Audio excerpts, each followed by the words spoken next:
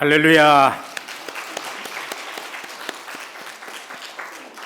감사를 드립니다. 또 뜻깊은 그러한 달입니다. 우리 신앙 고백합니다. 예수님은 그리스도 모든 문제 해결자입니다.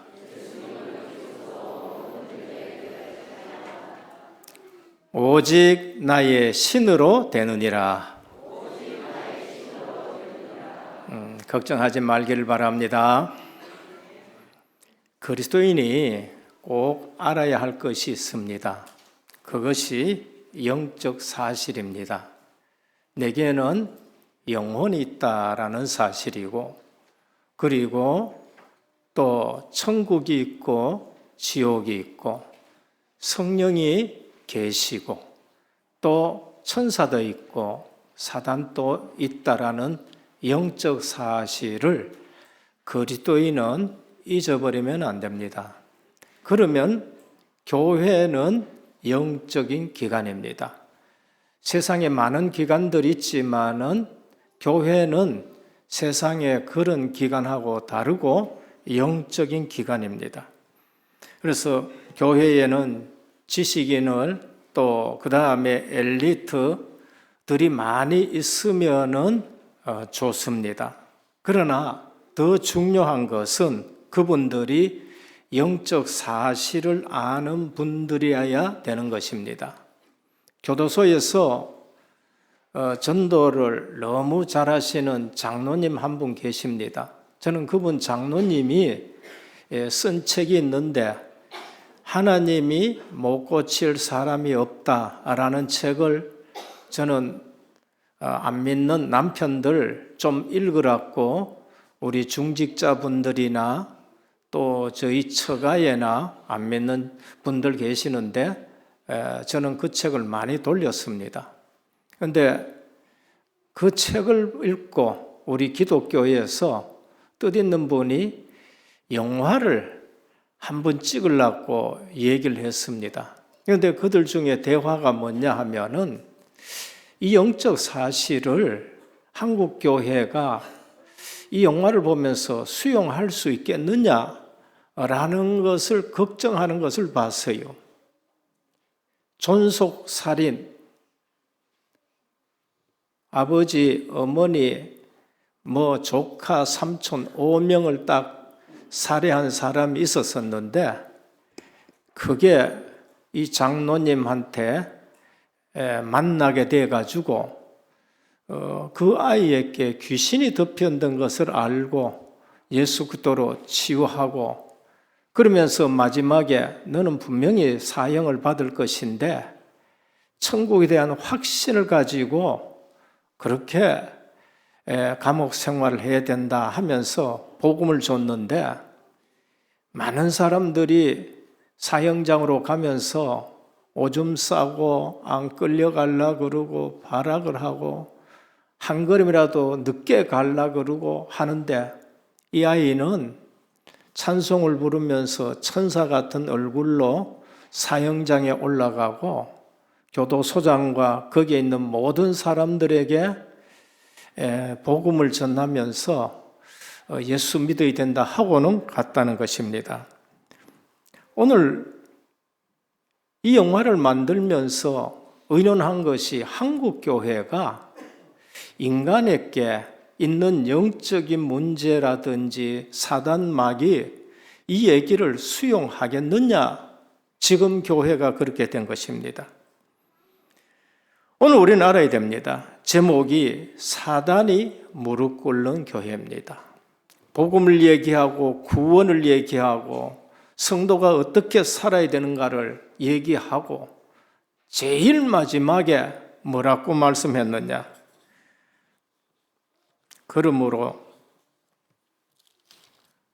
형제들아 내가 너희를 권하노니 너희가 배운 교훈을 거슬러 분쟁을 일으키거나 거치게 하는 자들을 살피고 그들에게서 떠나라. 이 같은 자들은 우리 주 예수 그리스도를 섬기지 아니하고 다만 자기들의 배만 섬기나니 교활한 말과 아첨하는 말로 순진한 자들의 마음을 미혹하라. 그러면서 순종하라. 너희는 선한 데 지혜롭고 악한 데 미련하고 사단이 속히 너희 발 앞에 무릎 꿇기를 원하노라. 교회는 세상을 향해서 복음을 선포하며 사단이 무릎 꿇게 하는 기관이어야 됩니다. 교회가 뭘 하는지를 알아야 돼요. 그래서 로마 교회 안에 유대 기독교인과 헬라 기독교인들 너희 싸우지 말고 사단이 속히 너희 발 앞에 무릎 꿇기를 원하노라. 그렇게 권면하고 있습니다.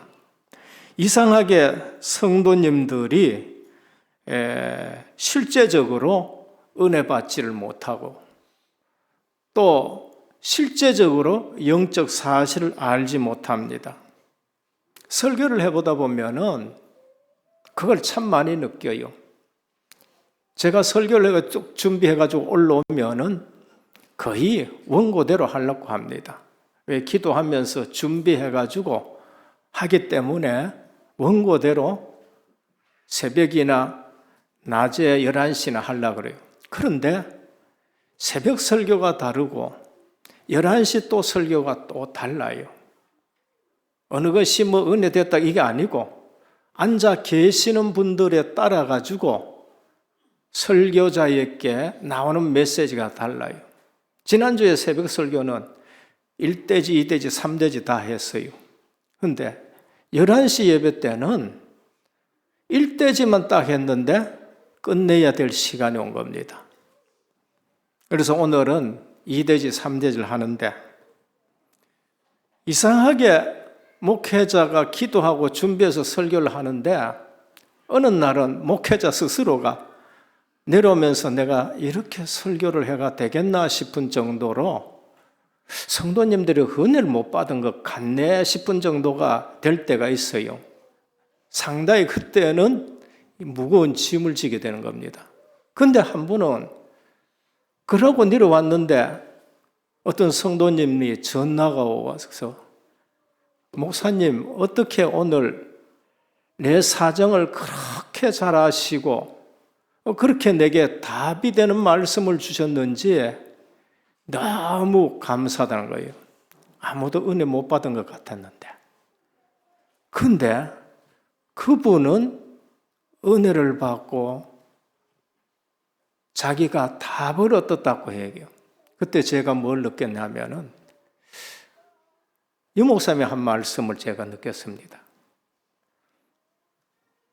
한 사람을 위해서도 그 사람이 간절히 기도할 때에는 그 사람을 위해서 하나님이 말씀을 준다라는 것이 생각이 났어요. 아, 그렇구나.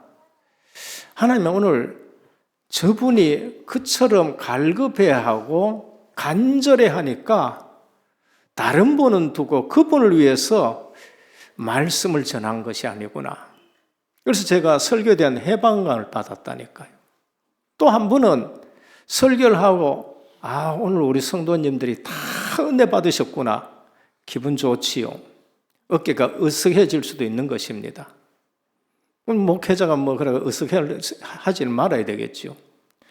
그랬는데 그날에 은혜 못 받았다고 전화 온 분이 있어요. 제가 깜짝 놀란 겁니다. 다 은혜 받는데 이분은 그날 은혜를 못 받았구나. 다 은혜 받는데 은혜 못 받는 분도 있구나라는 것을 알았습니다. 뭘 말씀드리려고 하느냐 하면은 내가 준비를 다 했더라도 때에 따라서는 다 메시지가 나갈 수 있고 또 안 나갈 수도 있고 또 앉아 계시는 분들이 나는 오늘 은혜를 받아야 된다고 하나님 앞에 간절히 기도하시는 분은 하나님이 그분에게 은혜를 주시는 말씀이 나간다는 겁니다. 한 번은 어떤 모녀지간이 예배를 마치고 나니까 전화가 왔어요. 목사님, 오늘 어째 우리에게 딱 맞는 말씀을 주었느냐고요. 왜요? 그러니까 오면서 싸웠대.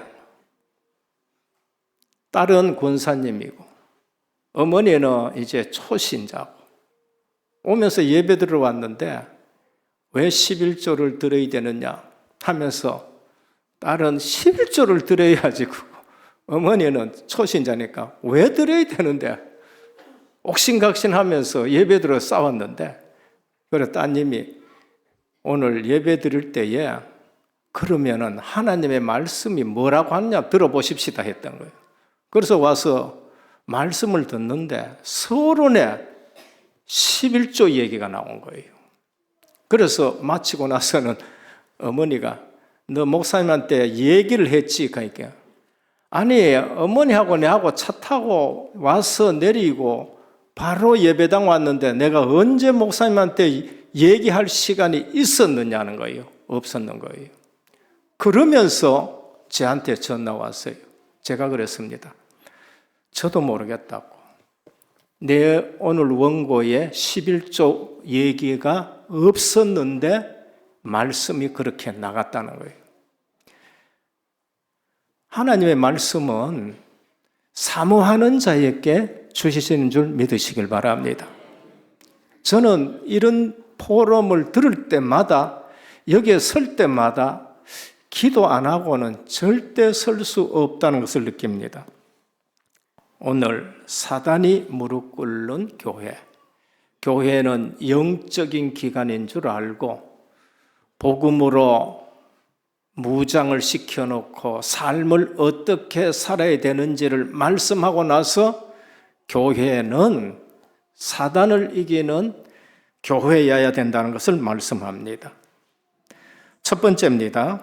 지난주에 말씀드렸습니다. 그리스도로 결론난 바울, 사단은 그 앞에 무릎 꿇습니다. 사도 바울은 복음 알고 나서는 시작이 복음이에요. 그리고 마지막도 복음입니다. 나의 복음이 그렇습니다.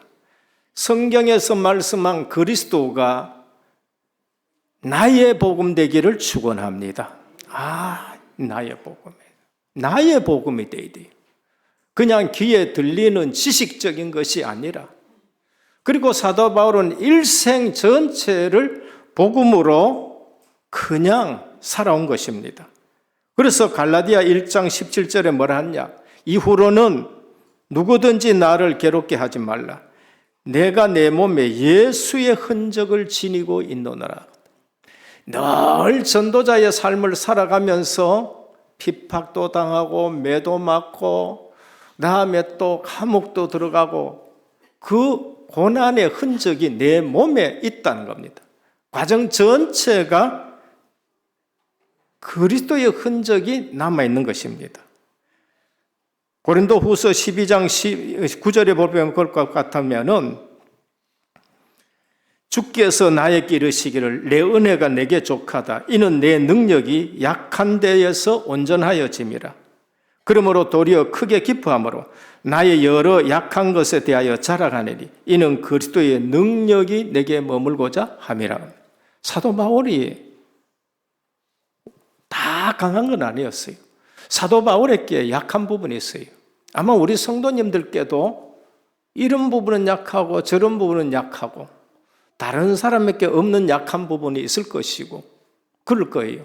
사도 바울에게는 남 모르는 약한 부분이 있어요. 그런데 그것을 어떻게 답을 얻었느냐? 내 약한 부분에 주의 능력이 머물고게 하자 함이라 그랬어요. 오늘 이래 돼 버리면은 사단이 무릎 꿇을 수밖에 없습니다. 우리는 우리 약한 것 가지고 넘어지고 걸리고 시험 들고 합니다. 그런데 그 약한 부분 때문에 사도 바울은 무릎을 꿇고 3번이나 깊은 기도하는 속에 내 은혜가 네게 족하다. 네 약한데 내 능력이 머물고자 함이라 하셨습니다. 여기에 사단이 무릎 꿇게 되는 겁니다. 그리고 나서는 내가 전한 복음 외에 다른 복음 전하면 저주를 받을지라 담대하게 선언한 거 있죠. 오늘 우리 성도님들 시작도 복음이요 끝도 복음이요 모든 과정도 복음되기를 축원합니다. 약한 부분에 속지를 말아요. 약한 부분 갖고 어디로 갔냐? 주님 앞으로 나가요. 그래서 힘으로도 안 되고 능으로도 안 되고 오직 나의 신으로 되느니라라는 것을 체험하셔야 돼요. 둘째입니다. 그리스도 안에서 기억되는 제자. 신앙으로 기억되는 성도가 되어야 됩니다. 사도 바울이 기도하는데 기억되는 제자가 나와요. 사도 바울이 로마를 생각할 때에 기억되는 제자입니다. 오늘 로마서 16장에 기록된 인물들입니다. 그들은 영원한 작품을 만든 인생이 됩니다. 자기도 모르게 그 작품의 대열에 올라갔어요. 그분들이 성경에 기록되리라고는 꿈에도 생각 못했을 거예요. 오늘 우리가 정말로 하나님 앞에 중심을 가지고 하는 일이 은혜 교회사에 영원히 남기를 축원합니다. 나도 모르게 그렇게 되는 거예요. 저는 나도 모르게 오늘 이 자리에 서가지고 역사 속에, 세계 복음화 역사 속에 남는 걸음을 걸어가고 있는 것입니다. 오늘 그리스도 안에 모두가 별명이 붙어 있어요. 세상에 살다 보면은 별명 많습니다. 근데 오늘 우리는 무슨 별명을 가져야 되느냐? 그리스도 안에서 붙는 별명이 중요한 거예요.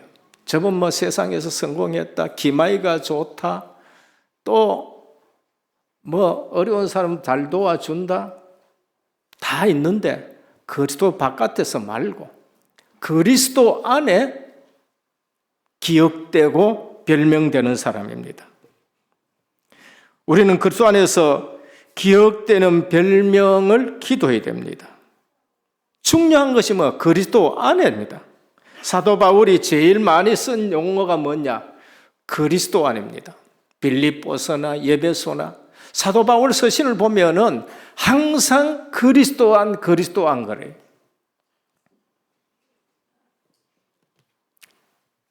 갱그레 교회의 여집사가 베베입니다. 뭐라고 소개하느냐? 주 안에서 저를 영접하라고 부탁해요. 주 안에서 영접해야 될 여제자입니다. 이 제자를 바울은 별명을 붙였어요. 뭐라고 하냐? 나의 보호자다 그래요. 여성도인데, 여자 중직자인데 나의 보호자라고 말합니다. 여기에 쓰인 원어는 성령 보혜사 할 때에 그 단어하고는 틀리지만은 보혜사로도 번역이 될 수 있어요. 굉장한 그러한 말입니다. 돌보다 든든한 후원자다. 다른 사람 앞에 그를 대신해서 싸워주는 자답니다.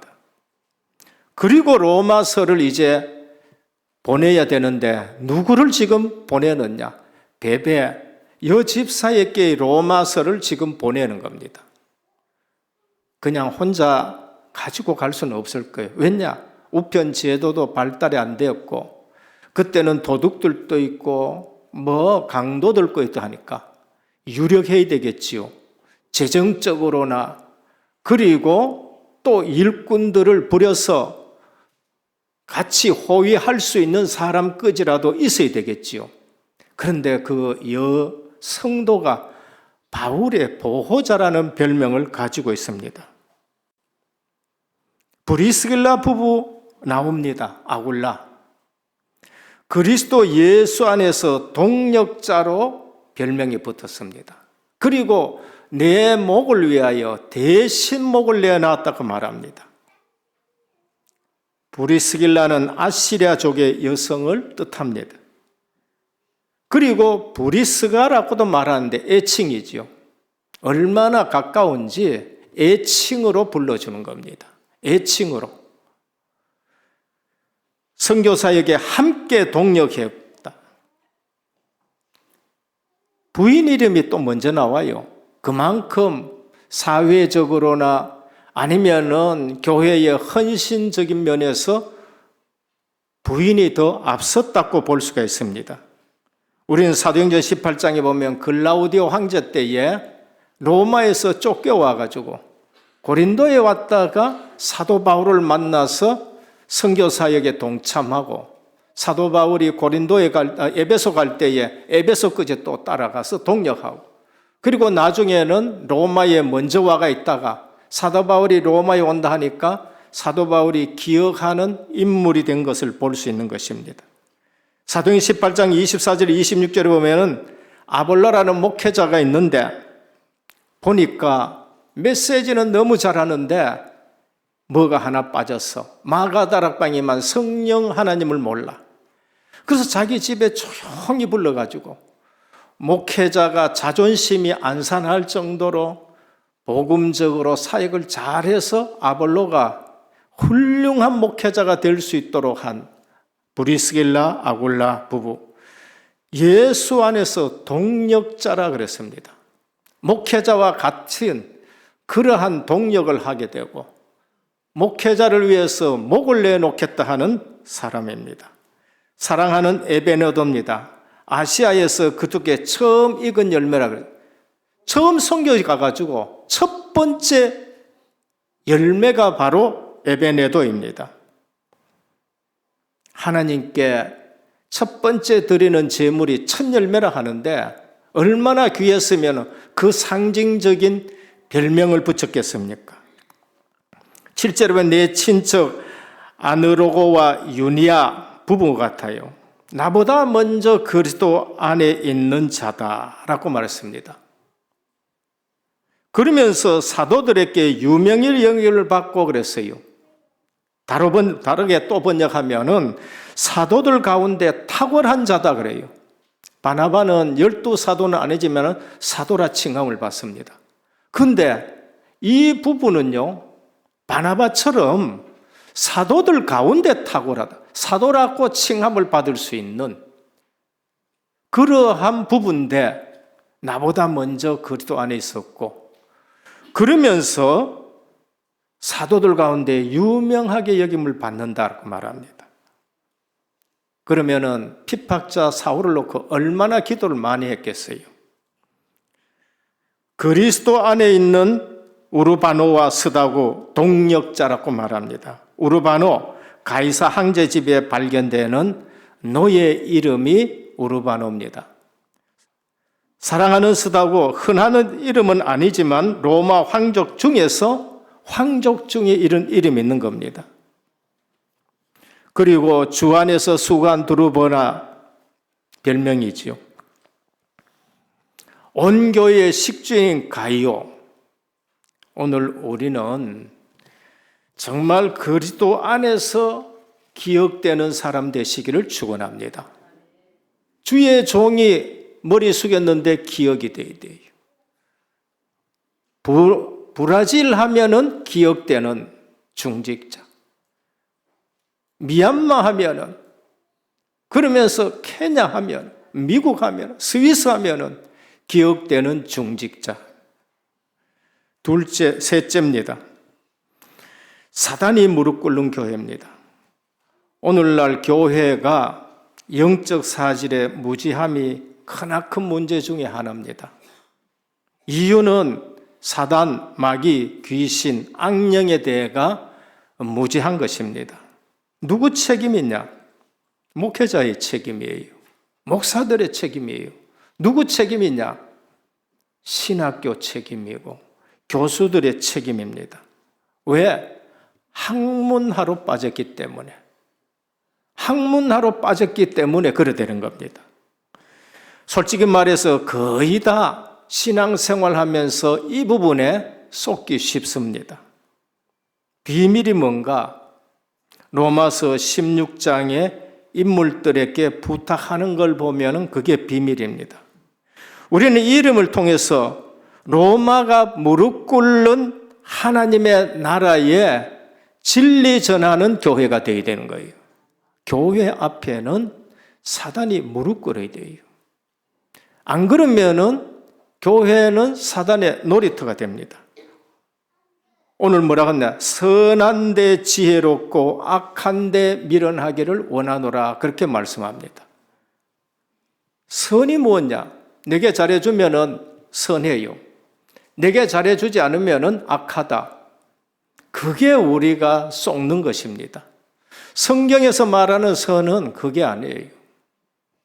어느 날 관원이 주님 앞에 찾아 나와가지고 선생님이요, 우리가 무슨 선한 일을 하여야, 선한 선생님이요, 우리가 무슨 일을 해야 영생을 얻겠습니까? 그렇게 물었습니다. 근데 예수님이 희한한 대답을 해요. 네가 어떻게 나를 선하다 하느냐? 그럼 예수님이 선하지 않습니까? 예수님 질문이 이상한 거죠. 네가 왜 나를 선하다 하느냐?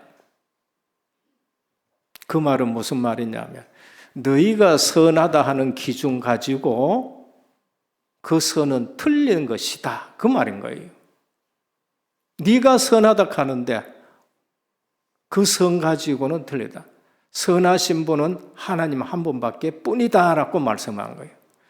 오늘 우리가 선한데 지혜롭다, 하나님 앞에 관심 가지길 바랍니다.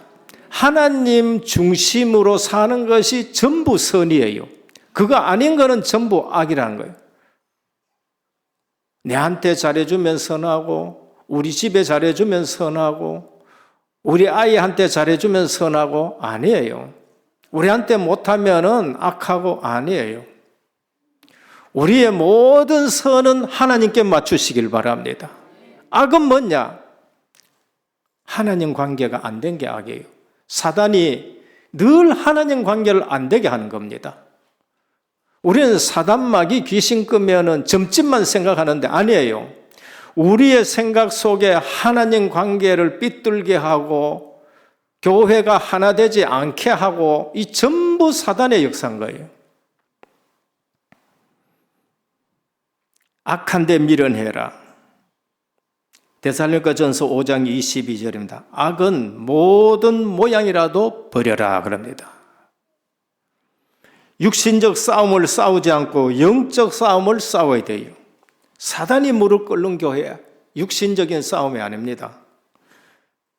에베소 6장 12절에 우리의 싸움은 혈과 육에 대한 싸움이 아니요 정사와 권세와 이 어둠의 세상 주관자들과 하늘에 있는 악한 영들에 대함이라 그랬어요. 세상 정치가 나쁘다는 것이 아니라, 로마서에 보면 세상 정치도 하나님이 그 권력을 주셨는데 그 사람들이 정사, 권세, 이 어둠의 세상 주관자들에게 붙들려 보니까요, 유치원생이 봐도 틀린 것을 고집하고 앉아 있는 거 있지요. 그 왜 그럴까요? 잡혀서 그런 거예요. 그래서 그리스도 안에 모든 차별이 없는 한 지체, 그것이 사단을 무릎 꿇게 하는 겁니다. 우리는 한 지체가 될 때에 사단이 무릎 꿇습니다. 하나님의 나라의 시민권으로 뭐가 돼요? 원내스 돼야 돼요. 교회 안에는 하나님 나라의 시민권 된 것 외에는 다른 높고 낮음이 없어야 되는 겁니다. 그게 오늘 로마서 16장의 이름입니다. 이들 이름에는 로마 시민권자도 있고 노예도 있고 노예의 주인도 여기에 이름이 나오고 그렇습니다. 헬라 이름도 있고 페르시아 이름도 있고 로마 이름도 있습니다. 황제 집안의 이름도 나오고, 그 다음에 평범한 사람 수고한 마리아는 이스라엘에 있어서 가장 흔한 이름이에요. 우리 60년대 말할 것 같으면 영자약 하면 다 돌아보듯이 그만큼 흔한 이름이 마리아예요. 평범한 이름도 있습니다. 여기 볼 것 같으면 암블리아가 나옵니다. 로마 노예들 사이에 가장 흔한 이름이에요. 노예들, 암블리아는 노예 이름 중에 가장 흔한 이름입니다. 어디에 있었느냐? 로마의 카타콤입니다. 도미틸라 카타콤이 여러 카타콤이 있는 중에 제일 처음 카타콤이 도미틸라예요. 그 카타콤 안에 누구 이름이 있느냐? 암블리아라는 묘지 이름이 있어요. 카타콤 안에는 묘지까지 다 있습니다. 로마서에 나오는 그 이름이 거기에 있다니까요. 그럼 도미틸라라는 카타콤은 왜 도미틸라 그러냐? 제가 그 안에 들어가 봤습니다. 94년도에. 왜 그러냐? 나중에 책을 찾아보니까요. 도미틸라 이름이 누구 이름이냐? 도미티안 황제의 손녀 이름이 도미틸라예요. 그러면은 황제 손녀가 그 속에 들어가 신앙생활을 했고 노예가 거기서 신앙생활을 같이 했고 황제 집안의 이름도 거기에 있어요. 그 안에는 베드로닐라라는 이름도 있어요. 누구냐? 베드로의 딸이라고 얘기를 합니다. 아리스다블로의 권소, 아리스다블로가 누가? 헤롯 대왕의 손자가 아리스다블로입니다. 그런데 그 집안의 가족들, 하인들의 이름도 있습니다. 나기수의 권소, 글라우디오 황제의 비서입니다. 황제의 비서가 그 이름이 있는 겁니다. 네레오, 황족의 비문에 있는 이름입니다. 사도 바울은 그리스도 안에 차별이 없다. 모두가 그리스도 안에서 한 지체가 된다. 그래서 로마서 3장 22절이 뭐랬냐? 곧 예수 그리스도를 믿음으로 말미암아 모든 믿는 자에게 미치는 하나님의 은이 차별이 없느니라 그랬습니다. 우리는 오늘날 교회가 초대교회의 그러한 모습을 빨리 회복하셔야 됩니다. 로마서 10장 12절입니다. 유대인이나 헬란이나 차별이 없음이라 한 분이신 주께서 모든 사람의 주가 되었다. 에베소 4장 24절입니다. 의와 화평과 성령에 의한 기쁨으로 하나님의 나라의 구성원이 되는데 차별이 없는 겁니다. 지금부터 2000년 전입니다. 몇백 년 전에 링컨이 흑인들과 백인들의 차별을 없애기 위해 하려고 정책을 폈는데 안 먹혀요. 뭐가 터졌느냐? 남북 전쟁이 터져가 미국에 수만 명이 죽게 되는 겁니다. 지금부터 몇백 년 전이에요. 그런데 2000년 전에 이거는 극심한 겁니다. 노예고 황제 집안이고 주인이고 노예고.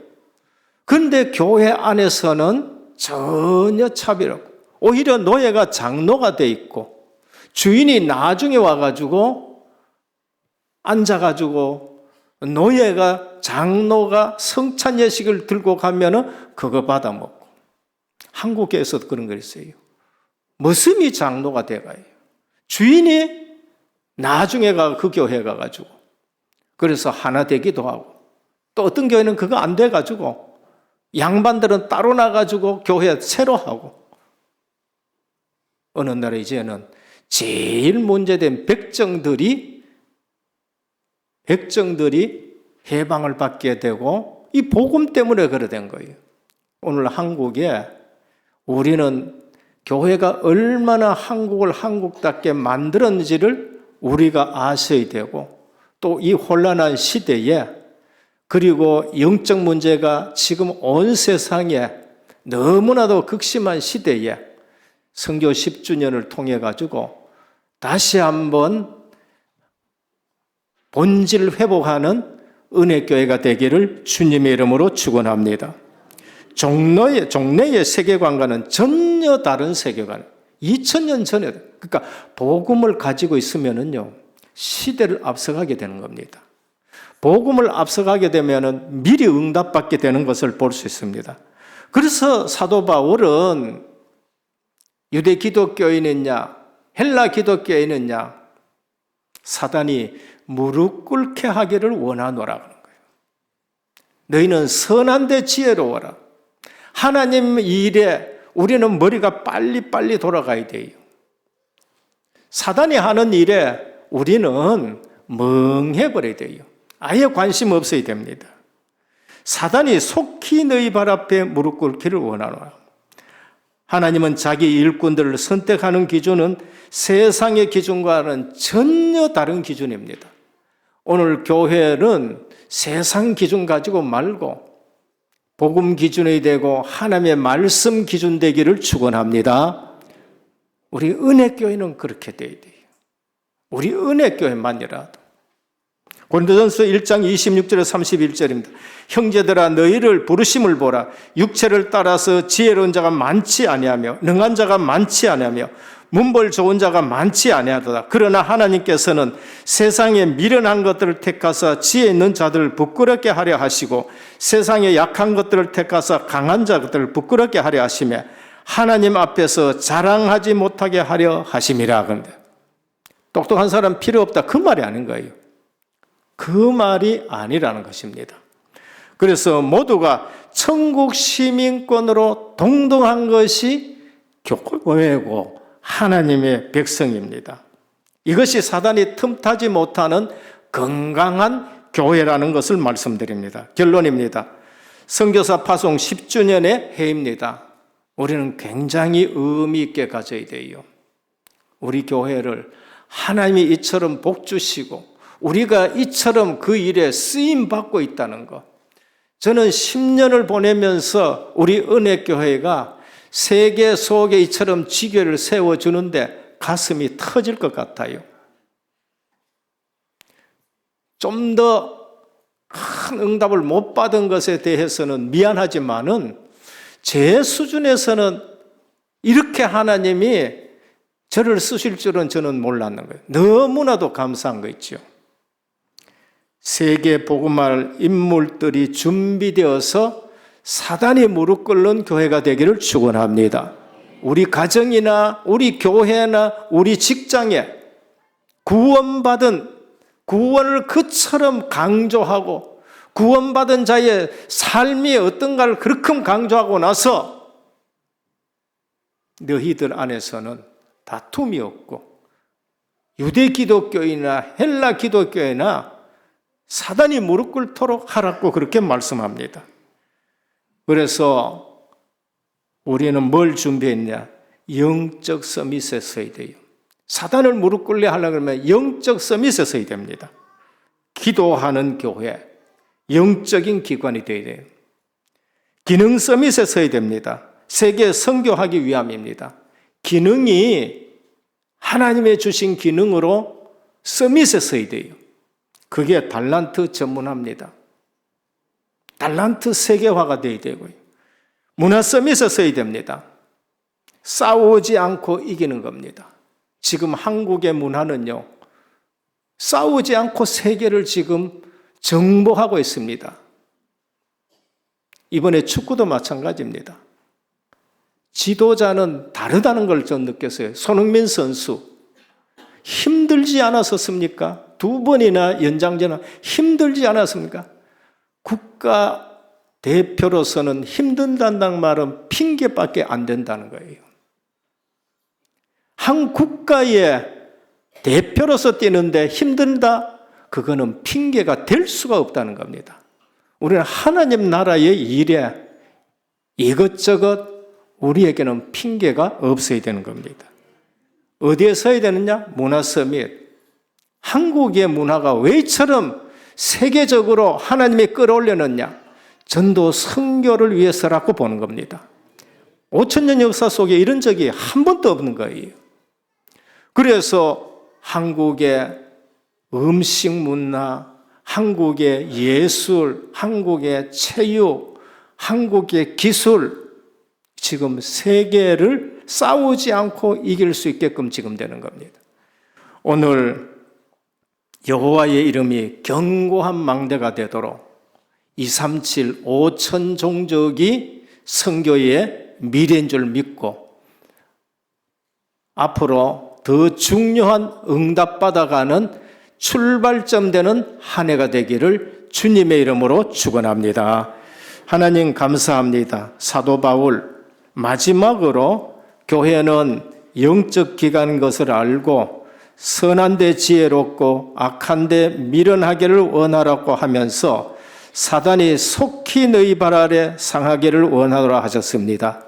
오늘 또 세계 복음화에 그리스도 안에서 기억되고 그리스도 안에 별명을 가지고 한 시대에 여호와의 망대 세우는 은혜교회와 우리 모든 성도님들과 중직자들 되게 하옵소서. 예수 그리스도 이름으로 간절히 기도드립니다. 아멘.